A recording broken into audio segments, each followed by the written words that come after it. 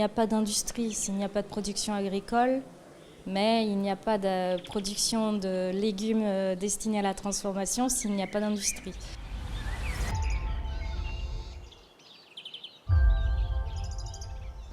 Alors, le défi principal que je dois relever pour les légumiers qui adhèrent à mon organisation de producteurs, c'est notamment tout ce qui est transition agroécologique et en intégrant notamment toutes les questions en lien avec la décarbonation.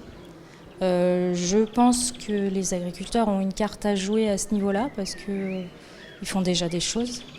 Et donc, c'est surtout savoir les mettre en valeur, ce qui est déjà fait, accompagner peut-être vers de nouvelles techniques qui iraient encore plus dans le sens de l'agroécologie. Et puis, peut-être essayer de leur permettre de valoriser le carbone qu'ils puisent et qui peut rendre service à la planète.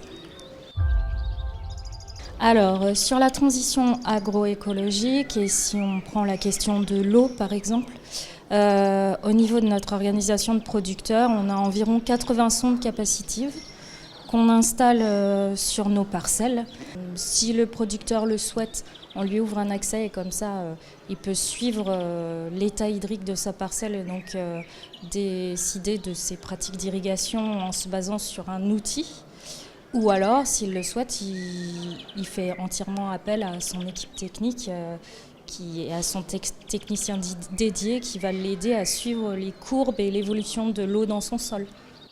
Je pense que industrie de transformation et amont agricole ont intérêt à travailler ensemble. Il n'y a pas d'industrie s'il n'y a pas de production agricole, mais il n'y a pas de production de légumes destinés à la transformation s'il n'y a pas d'industrie.